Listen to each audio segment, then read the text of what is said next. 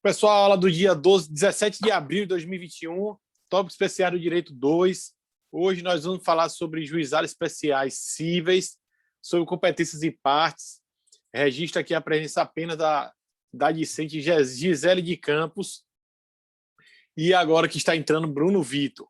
Bom, hoje a gente já conversou sobre, a gente já apresentou o que era o juizado especiais, já falamos sobre a lei, já falamos também sobre os princípios, falamos sobre o trabalho que teve, a galera que vai fazer a petição inicial já está lá desde quarta-feira, então o prazo iniciou na quinta-feira, encerra na próxima quarta-feira, 5 dias úteis aí para fazer a petição inicial. Com fé em vocês e em Deus, a gente vai terminar aí abril com o trabalho quase todo finalizado, quase todo pronto. Desculpem, o prazo encerra na quinta-feira, porque 21 de abril, quarta-feira, é feriado. Então, galera, fica desde já todo mundo sabendo que quarta-feira a gente não tem aula, tá certo? Bom, no que tange a competência do JEC, a gente vai ter o artigo 3º determinando uma parte das competências. O artigo 3º fala: o juizado especial cível tem competência para conciliação, processamento e julgamento das causas cíveis de menor complexidade, assim consideradas. E aí, pessoal, a primeira dúvida que surge é o que é menor complexidade. Olha só, a priori, menor complexidade seria as causas que são simples de ser julgadas, cuja matéria não envolve uma prova muito difícil de ser produzida, como perícia. Daí que o enunciado FONAGE, enunciado 54, do Fórum Nacional de Juizados Especiais, ele vem dizer o seguinte: a menor complexidade da causa para fixação da competência é aferida pelo objeto da prova e não em face do direito material. Então, vejam só, ele nos trouxe o seguinte: olha, se a prova não for muito difícil, a gente vai poder dizer que não é complexa aquela ação. Tá certo que poderá ser julgada aquela ação pelos juizados especiais cíveis. Beleza. Galera, eu joguei para você, eu lancei no Classroom, anexei em PDF todos os enunciados do FONAGE. O FONAGE, o Fórum Nacional de Juizados Especiais, ele é o FONAGE, um encontro que ocorre entre os juízes de juizados especiais, e eles trazem após os grupos de estudo, eles trazem algumas súmulas que nós aqui chamamos de enunciados, que, Miguel, isso aí tem valor jurisprudencial. Galera, não se equipara a uma súmula do STJ, do STF, uma súmula vinculante, muito menos nenhuma orientação jurisprudencial, por exemplo, do TST. Porque esses institutos aí são oriundos de estudo de casos reais, casos na prática. Mas o FONAGE serve para quê?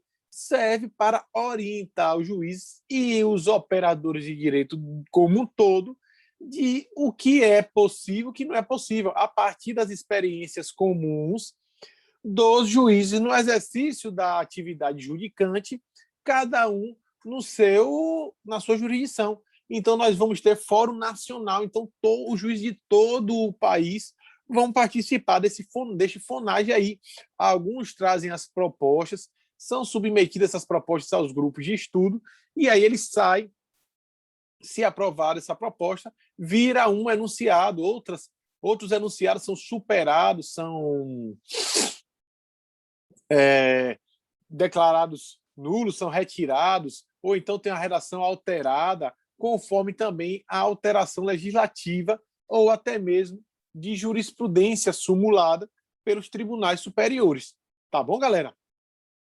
Então está lá para vocês darem uma olhadinha no FONAGE. A partir de agora a gente vai falar muito desse FONAGE aí.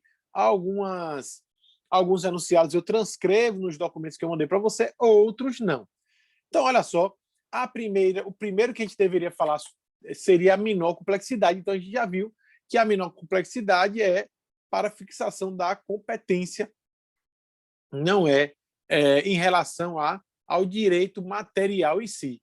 A gente já fica sabendo disso aí. Bom, e aí, pessoal, o artigo 3º, ele começa a indicar a competência material do nosso querido juizado especial. E aí, ele fala bem assim, ó, as causas cujo valor não exceda 40 vezes o salário mínimo. Olha só, pessoal. Isso aí é competência em razão do valor da causa, tá bom? Então, a competência em razão do valor da causa, a gente vai ter somente neste inciso 1º. E olha só, ele fala bem assim, ó, que não exceda 40 vezes o salário mínimo. Ponto.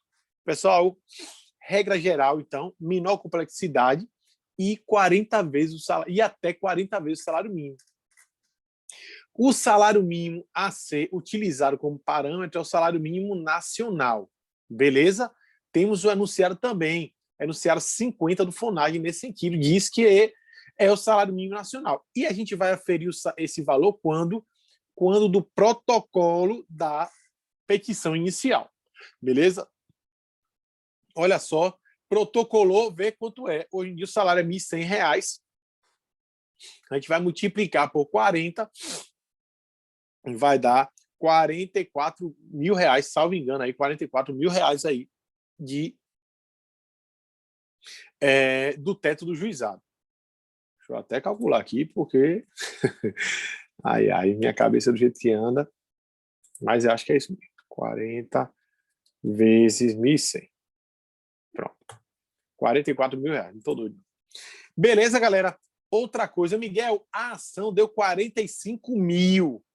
Pode renunciar? Pode. Bota o valor lá de 44 mil, renuncia os R$ 1.000, adequa e vai-se embora. Dica. Isso também vale para o juizado da Fazenda Pública e juizado especial federal, tá bom? Também vale para lá. A gente vai poder aplicar isso aí lá, sem problema. Miguel, deu 50 mil, posso renunciar a 6 mil? Pode. Aí tem que a gente procurar, Miguel, que eu queria pedir 20 mil, mas os valores já deram 35 mil. E aí, Miguel, faz o quê? Eu falei, você vai pedir 20 mil de quê? Dano moral. Eu falei, você acha que você vai ganhar 20 mil de dano moral? Ah, Miguel, porque o dano foi muito grande no meu cliente. Aí, o que é que eu faço? Eu falei, ó, gente, meu amigo, a melhor coisa que você faz é pedir o valor do dano moral no que você vai complementar para dar o teto, porque o dano material você comprovou, você é certo, é seguro você ter ali. Agora, o dano moral vai ser arbítrio do juiz. O juiz pode arbitrar 1.000, como pode arbitrar 10 mil. Então, se você está faltando 9 mil, só peça 9 mil de dano moral e vamos embora. Beleza, galera? Então, também tem anunciado 144, que fala o quê? Fala que as 30, aquela multa por descumprimento da obrigação de fazer, de não fazer, a gente vai ter que essa multa pode exceder o teto do juizado, sem problema nenhum. Também, sabe quando é que não vale esse teto do juizado? Quando a parte entra, pede 60 mil reais e chega lá e faz um acordo. Se fez o acordo, não tem problema nenhum. Pode exceder o teto. Terceira possibilidade de exceder o teto. Nesse caso que eu falei, entrou, pediu 35 mil de dano material e o dano moral pediu 9 mil. Deu os 44 mil. Quando foi julgada a ação, que foi entrar juros e correção monetária, que vale a pena repisar, são pedidos implícitos, ou seja, não precisa a parte estar fazendo, tá bom? Dá uma olhadinha depois no artigo 322 do CPC, assim como no horários advocatícios, são pedidos implícitos. Então, a gente vai ter a possibilidade de, quando incidir juros e correção monetária, esse valor subir. Eu tenho uma ação que houve despejo para uso próprio, cumulei com pagamento de IPTU, taxas condominiais e aluguéis que não estavam sendo adquiridos pelo locatário. E aí, galera, deu 109 mil, 107 mil por aí o valor. Lá atrás, a ação foi foi proposto em 2017, foi proposto em 2017, então vejam vocês, quando atualizou esse ano, agora 2021, 4 anos, 1% ao mês com mais a correção monetária, a gente teve um valor bem mais elevado aí. Beleza, galera? Tudo certo? Massa. Então, só a título de exemplo que eu estou dando aqui que pode superar a execução. Tá certo? Bom, então, competência em razão do valor da causa, artigo 3º, inciso 1, tem essas 3 exceções aí, que são na homologação, na execução e na fixação de astrins. Olha só, galera.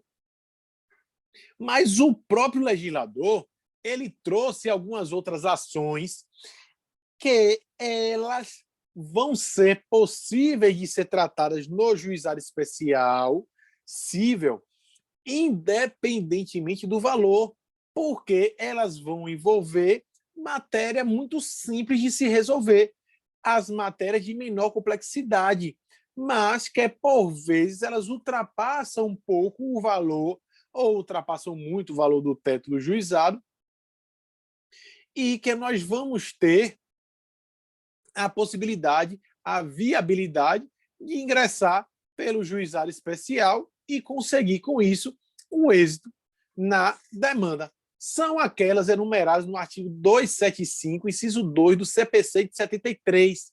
E aí, pessoal, eu tive o cuidado e vou compartilhar com vocês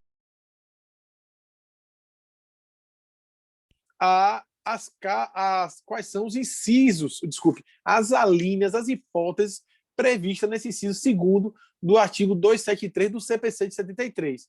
Mas, Miguel, o CPC de 73 ele foi revogado. Sim, galera, foi revogado. Mas o CPC de 2015, no artigo 1063, ele ressalvou que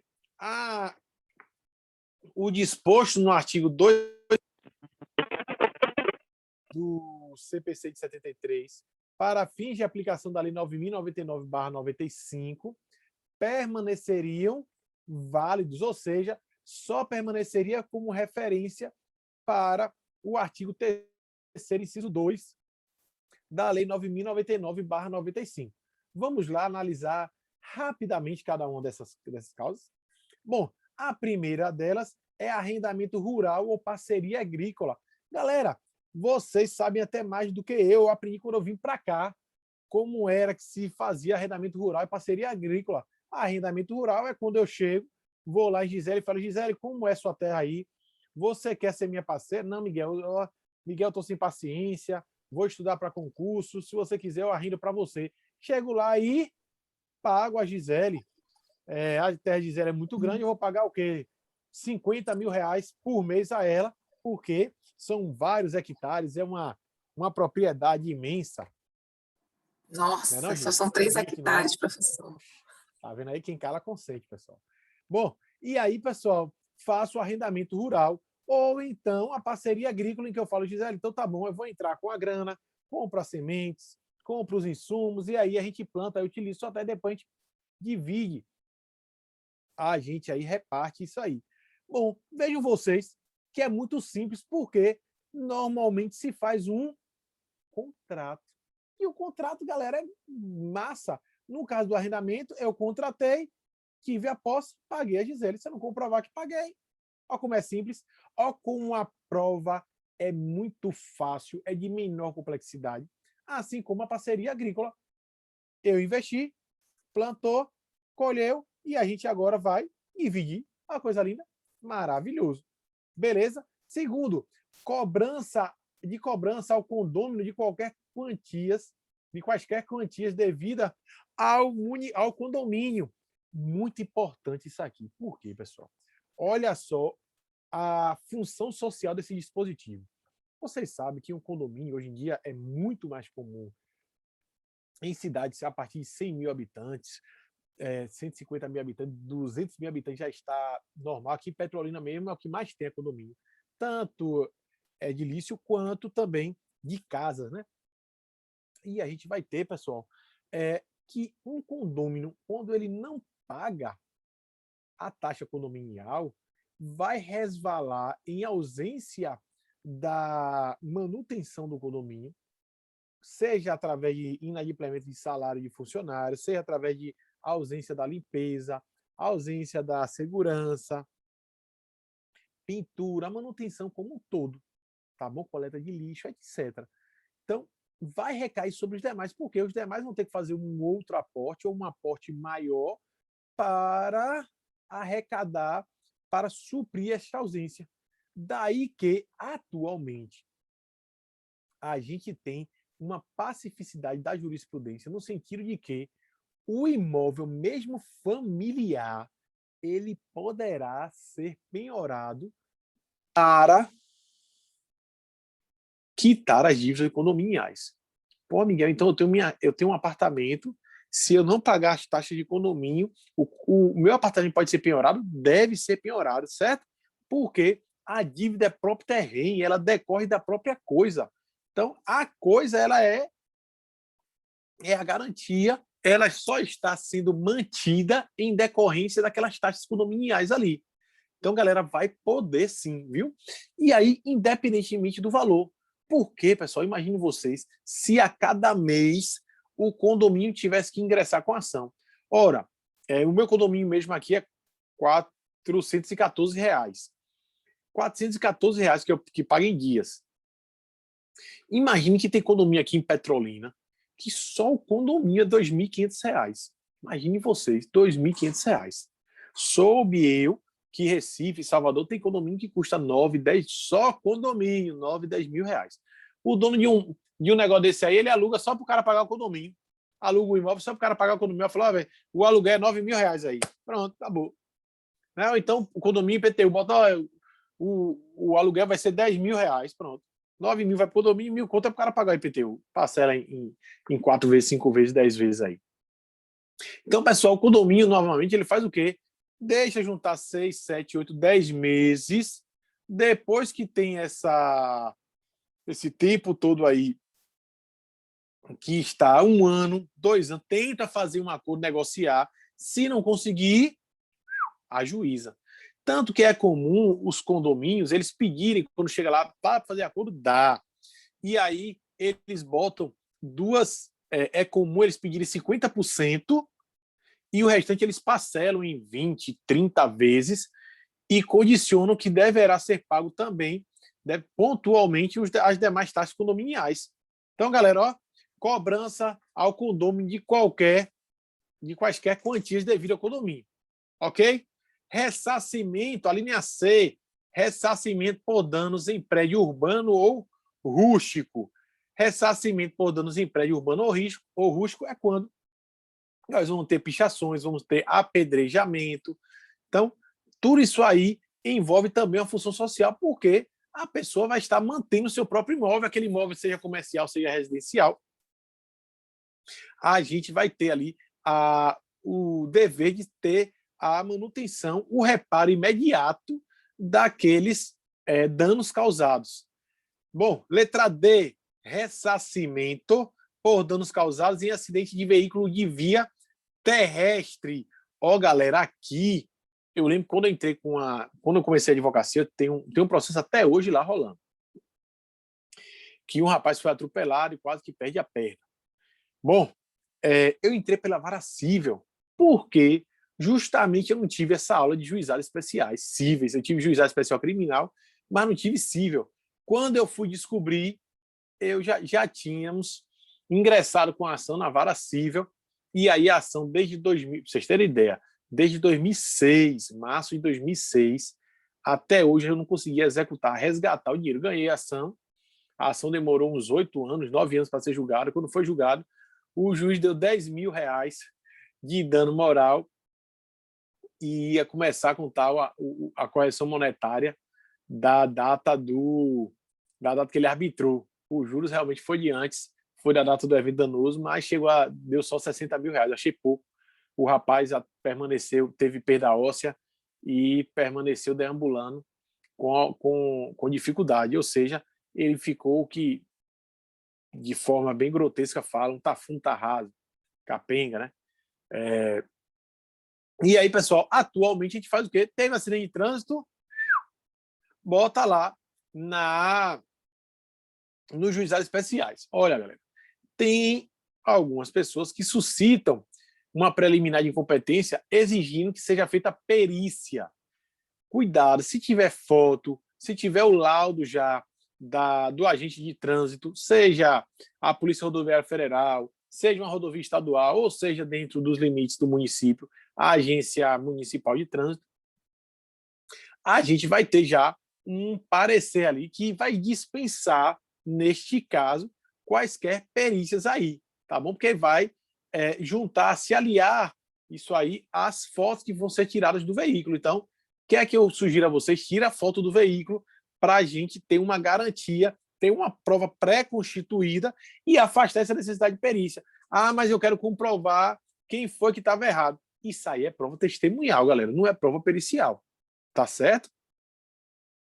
A prova pericial só precisaria ser feita se tivesse, por exemplo, comprovar que teve um erro, o erro foi mecânico, etc. Tá bom? Olha só, essas ações são movidas não só contra o proprietário do veículo, mas contra também a seguradora. Tá certo? Pode ser só contra a seguradora também. Ok? Tanto é que a linha E fala, ó, que é possível, qualquer que seja o valor, cobrança de seguro relativamente aos danos causados em acidente de veículo, ressalvados os casos de processo de execução. Então, vejam vocês, o enunciado 82 do FUNAG, ele fala que essa ação pode ser contra a seguradora ou contra o proprietário do veículo. Também o proprietário do veículo ele pode ingressar com ação contra a seguradora. Ó, seguradora, eu estou sendo cobrado. Então, ele, o proprietário, o segurado, pode ingressar com ação contra a seguradora para que a seguradora pague, arque com as despesas daquele veículo ali. Tá certo, pessoal? Já terminando aqui, na linha F, vimos a cobrança de honorários dos profissionais liberais. Tá certo? Que nós vamos ter aqui, no caso, os advogados, por exemplo, quaisquer que sejam os valores, a gente vai poder executar os honorários advocatícios aqui. Médico, advogado, dentista, arquiteto, engenheiro, educador físico, fisioterapeuta, todo mundo vai poder cobrar os honorários aí nos juizados especiais cíveis. E que versem sobre revogação de doação. Revogação de doação também é uma matéria muito simples. A cobrança de honorários vai ter o contrato, ou então vai ter a comprovação da prestação de serviço, muito simples. E, por seu turno, a revogação de doação vai ter o próprio ato de doação, que é muito simples ali de se comprovar também. Vejam vocês, todos estes nós vamos ter um instrumento, uma prova muito fácil de ser corroborada ali. Tá bom, galera? Beleza? Olha só, a linha H, ela abre para os demais casos previstos em lei. Então, toda vez que sobrevier uma lei dizendo, atestando, aferindo que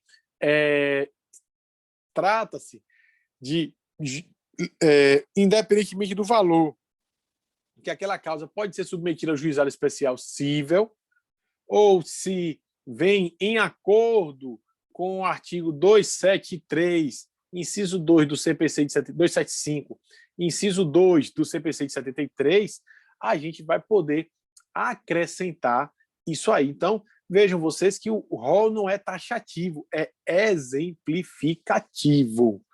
Bem, então o inciso 3, ele vem trazer uma nova modalidade, que é a ação de despejo de uso próprio. E eu transcrevi aí o que é que trata o inciso 3 do artigo 47 da lei chamada Lei do Inquilinato, a Lei 8245 de 91. 8245 de 91. Está na tela aí, viu, gente? E o enunciado FUNAI 54, ele corrobora isso. Olha, é possível, independentemente de qual seja o valor, de apresentar ação de despejo para uso próprio nos termos do artigo 47, inciso 3 da Lei 8245 de 91. Beleza, galera? Olha só. A lei, esse dispositivo, inciso 3º do artigo 47, ele fala traz algumas informações que, se a gente não tiver cuidado, a gente pode deturpar. Ele fala o seguinte, olha, é possível descer para uso próprio do proprietário, certo? E aí do seu cônjuge ou companheiro, ou seja, cônjuge aqui, à época, em 91, se tratava de cônjuge como uma pessoa que era casada, matrimônio, casamento nos termos da legislação civil, do Código Civil. E companheiro eram aquelas relações em que não eram registradas ainda, porque em 91, pessoal, não tinha um reconhecimento, não tinha o instituto que nós temos hoje da união estável, devidamente formulado e assentada jurisprudencial, legal e doutrinariamente. Tá bom? Hoje, nós temos tudo direitinho no Código Civil, principalmente depois do Código Civil de 2002. Bem, e aí, pessoal, cônjuge ou companheiro? Esse companheiro, então, ó, pode ampliar aí. Miguel, e se for um combinado, se for uma relação extraconjugal, também, galera, também. A gente está vendo aí, acompanhando a jurisprudência aí, no sentido de reconhecer até mesmo a divisão, já teve decisões aí de dividir a pensão entre a esposa, que não tinha mais, apesar de esposa ainda, mas não tinha, já estava separada de fato, e a companheira, mesmo que a companheira tivesse iniciado aquela relação, aquela união estável, em momento anterior à separação de fato do então cônjuge e sua esposa, né? Não tinha findado aquela relação intercorpus entre o esposo e a esposa, tá certo? Tá tendo aí esse avanço aí na jurisprudência. Bom, e aí uso próprio dele, do cônjuge ou do companheiro para uso residencial. Então, galera, a gente não vai ter aí, ó, ou para uso residencial do ascendente ou descendente. Então, não vai poder pedir para uso próprio ou para uso de ascendente e descendente e alugar. E o ascendente e o descendente alugar. Não pode, tá certo? Uso residencial de ascendente ou descendente que não disponha, assim como o cônjuge ou companheiro, de imóvel residencial próprio. Então, galera, o que é que a gente vai ter aqui? Vai ter a necessidade, primeiro, de que não tenha o companheiro ou cônjuge ou ascendente ou descendente outro imóvel em próprio nome, tá bom? Primeira coisa. Segunda coisa, segundo requisito, que seja para uso residencial. Massa? Beleza, galera? Então, 2 requisitos aí, que o companheiro, o cônjuge, o ascendente ou descendente não tenha outro imóvel. E que essa ação de despejo para uso de companheiro, cônjuge, ascendente ou descendente seja para uso residencial. Massa? Legal. Observação. Vejam vocês que a lei, ela não disse, não determinou que quando é para o proprietário, ele tenha que usar residencialmente e não tenha outro imóvel, tá bom? Então, olha só, se é para uso próprio, ele vai usar do jeito que ele bem quiser. E outra coisa, ele pode ter um outro imóvel para que esteja alugado. Por exemplo, eu tenho uma casa em Belém, tem outra casa aqui em Petrolina. Então, minha casa de Belém está alugada para a Gisele. Eu falo a Gisele, eu quero a casa para que eu vou morar agora em Belém de São Francisco. E aí Gisele vai alegar, não, Miguel, mas não, doutora, mas ele tem um outro imóvel em Petrolina, que ele mora lá e está alugado, inclusive. Eu falo, não, doutor, eu vou morar em Belém, acabou, para uso próprio. Gente, já vi decisão que, neste caso aí, para uso próprio, de fato, o autor, o proprietário, ele vai ter que residir, tem que usar para a própria residência. Ele não pode alugar o imóvel. Miguel, ad nutum? Para sempre? Como é isso aí? Ele vai ser vai ter a impossibilidade de usar, fruir o imóvel, ou de fruir do imóvel, não pode alugar, não pode arrendar, não pode fazer nada. Pois é, galera. Eu já vi decisões nesse sentido. E eu já vi também decisões que, depois que a parte toma o imóvel, ela passa um tempo, 2, 3, 6 meses, um ano até, comprova que estava residindo no imóvel, e após isso, ela vai e aluga. A parte que saiu entra com a ação, pede que seja revogada, dizendo que a parte não está mais morando no imóvel, mas aí é ônus de quem saiu, do inquilino, do locatário, comprovar que a parte tomou para uso próprio, mas não utilizou. Normalmente a gente poderia falar, mas Miguel, isso aí é besteira, a pessoa tem que levar para frente. Não é, galera. Às vezes, aquele imóvel era um imóvel residencial, mas era utilizado para fins comerciais pelo locatário. O locatário tinha empresa dele. E o que é que o locador fez? Cresceu o olho, quis aumentar o aluguel. O locador não aceitou, o locatário não aceitou, disputaram em juízo, e o locador fez o quê? Pediu a retomada do bem para uso próprio. E já era. Então o locatário vai perder o ponto, vai perder o chamado fundo de comércio, né? Porque ele já se estabeleceu ali.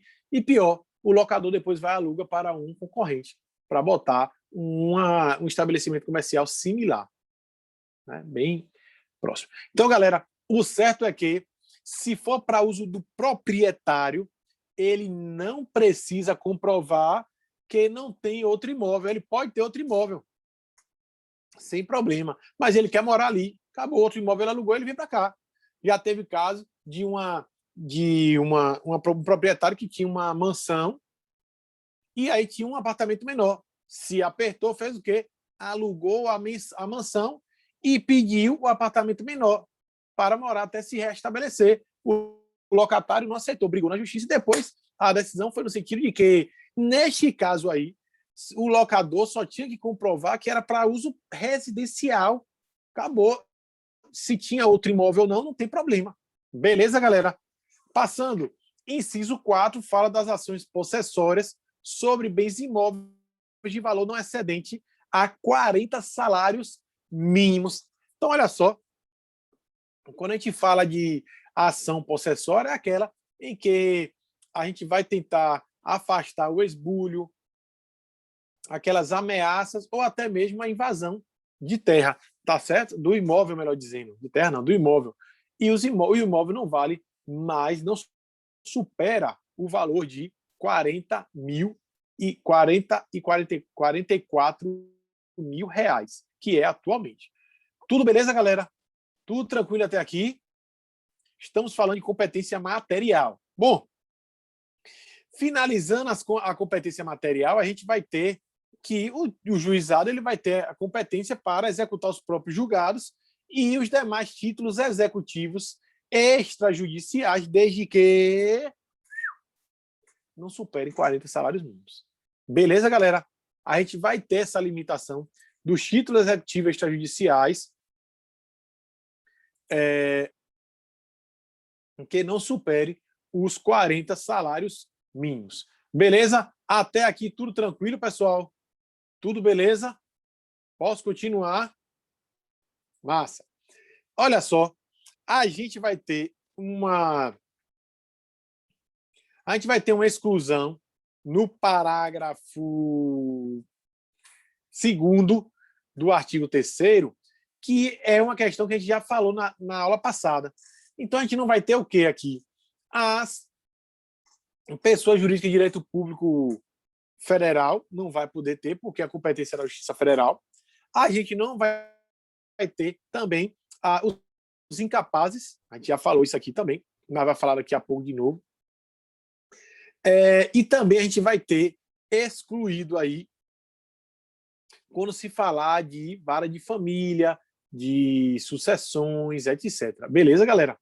Então, todas as matérias de vara de família e sucessões a gente não vai ter aqui, salvo quando se tratar de um inventário, a gente vai ver daqui a pouco, de um espólio ser credor junto a outrem. Aí é o espólio que vai estar, a gente não vai estar tratando de sucessões, vai estar tratando de ação civil, em que o espólio, que é o detentor, é o titular, o representante legal do decúlios ali, ele vai poder figurar assim. Tá bom?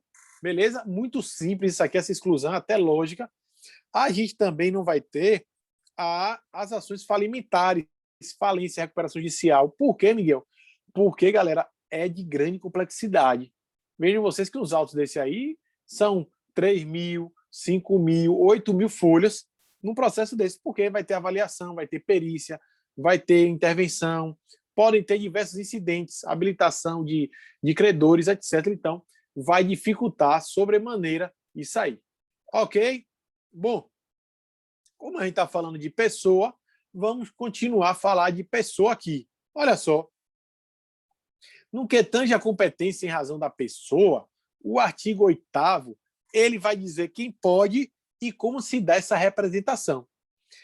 Bom, não vai poder o incapaz, porque o incapaz vai ter que ser representado pelo seu curador, ou então, quando for menor, vai ter que ser representado pela mãe e pelo pai. Não pode. Aqui vai ter que ter intervenção do Ministério Público, então o rito é incompatível com o dos juizados especiais.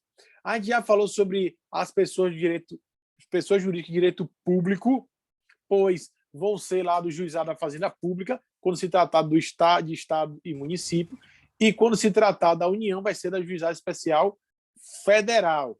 Mas a gente vai ter sociedade de economia mista e empresa pública, estadual e municipal, podendo ser ré aqui no nosso juizado especial. E a gente não vai poder também a massa falida e o insolvente civil, sair está na lei, a gente não tem como reclamar. Mas a gente vai ter as pessoas físicas capazes, vamos ter os concessionários, os micro e pequenos empresários, eles aí já adianto a vocês que vão ser representados como parte autora pelo sócio, sob pena de ser desconstituído, ou seja, de ser arquivado o processo sem resolução do mérito por ausência da parte autora, tá bom? Toma cuidado com isso, galera. A gente vai ter a sociedade de crédito ao micro e pequeno empresário. Miguel, quais são as sociedades de crédito? É sociedade de crédito, galera. Vocês vão ver o Cicobi, Sicredi, são sociedades que virão fornecer aos micro e pequenos empresários créditos. Então, são créditos pequenos, 40 mil, 20 mil, 10 mil, nada igual a banco. A gente não vai poder, por outro lado, aquelas lojas de factory. Factory, para quem não lembra, é aquela loja, aquela empresa que pega o cheque e fala, olha, eu vou te pagar, agora você vai ficar como responsável pelo cheque. E ela vai cobrar 10%, 15%. É o que os agiotas fazem de modo informal. E a legislação apresentou uma modalidade que é o factory. Aqui a gente não vai poder ter o factory como parte autora, tá certo? Não vai poder. Isso a gente tem até enunciado FONAGE, enunciado 146 do FONAGE, tá bom? Acompanhe aí para vocês verem. Eu já falei que a gente vai poder ter o espólio. Por exemplo, meu pai morreu, e aí meu pai tem um crédito junto ao Bradesco, tinha um seguro de vida, o Bradesco não quer pagar o seguro de vida. Então a gente vai colocar isso aí no espólio, tá bom? Se ele não indicou exatamente uma pessoa para ser a titular beneficiária, se ele botou os filhos, ou se ele até indicou que seria o seu espólio, a gente vai poder ter ingresso com essa ação aí, tá bom? Bem, pessoal, continuando, a gente vai ter excluído os cessionários de direito de pessoas jurídicas. A gente não vai ter participando essas pessoas aí. Bom, quanto ao réu, a gente vai poder ter quase todo mundo aí, fora as pessoas que nós já falamos que não podem participar. Representação das partes. O autor, ele mesmo. Ressalvar que o espólio vai ser representado pelo inventariante, o micro e pequeno empresário vai ser representado pelo próprio empresário e a pessoa natural por si mesmo. Não pode mandar um terceiro. Quanto ao réu, ele pode enviar um preposto, tá bom, galera? Miguel, se micro e pequeno empresário for réu, pode ser preposto? Pode. Ele só vai ter necessidade de ir o empresário quando ele for parte autora. Pessoal, até aqui tudo beleza, tudo legal, tudo tranquilo.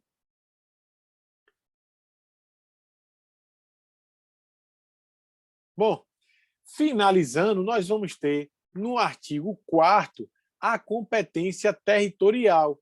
No que tange a competência territorial, a gente vai ter a Lei 9.099/95, determinando como prevalecente o domicílio do réu, porque ele vai falar no inciso 1 que é competente o juizado do foro, do domicílio do réu ou a crédito do autor, a critério do autor, desculpem, do local onde aquele é o réu, exerça as atividades profissionais ou econômicas ou mantém estabelecimento, filial, agência, sucursal ou escritório.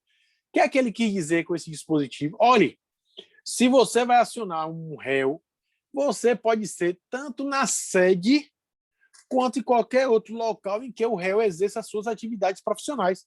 Ele pode ter um escritóriozinho ou pode ter uma filial Bradesco. Qualquer agência do Bradesco responde pelos atos do Bradesco. Minha agência é em Juazeiro, da Bahia.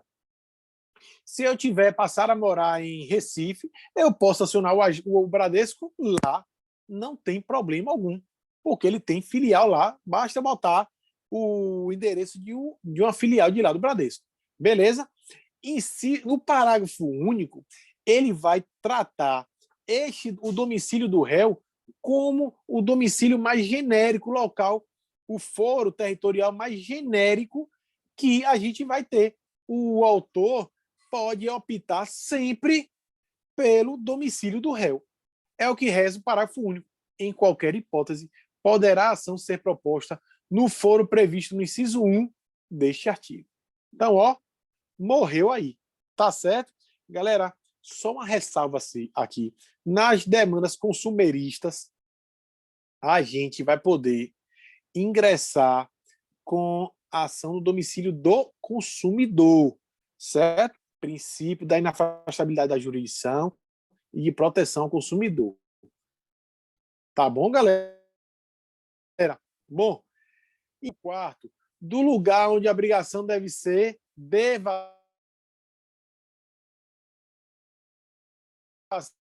satisfeita. Obrigação de fazer, obrigação de não fazer, obrigação de entregar a coisa certa, tá bom, galera? E aí a gente vai ter essas possibilidades aí de firmar, de estabelecer o local onde a obrigação deve ser satisfeita. E o inciso 3 vai ser o foro do domicílio do autor ou do local do ato ou fato nas ações para reparação de dano de qualquer natureza. Observe aí, a ação de reparação de dano de qualquer natureza.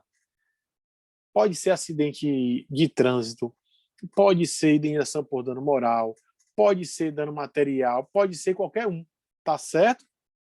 E aí, galera, a gente vai ter essa possibilidade, essa amplitude aí do domicílio do autor, tá bom? Então, pode ser qualquer uma delas aí. Agora, toma cuidado, que quando tiver de mover a ação, move logo a ação. Quando tiver acidente de trânsito, porque às vezes você pega um trânsito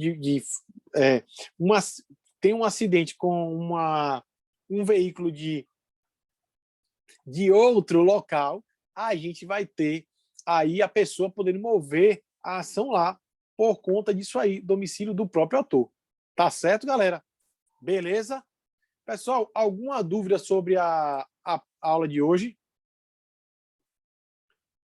Podemos encerrar. Eu vou só fazer a chamada. Quer aparecer, papai? Dá oi para todo mundo aí.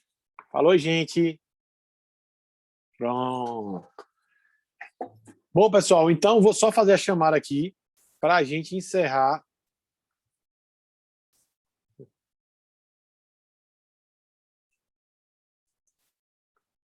a nossa aula aqui. Só estiveram presentes Kessia, Bruno, Itamira, Milena e Gisele. Beleza. Vou botar aqui, que aí já libero vocês. Bruno, Kessia, Gisele, Milena e Itamira. Pronto. Bruno, Kessia, Gisele e Itamira. 1, 2, 3, 4. Beleza. Galera, então, ó, encerrando a aula, vou lançar lá as presenças, tá bom? Deus abençoe vocês, tudo de melhor, viu? Um bom final de semana.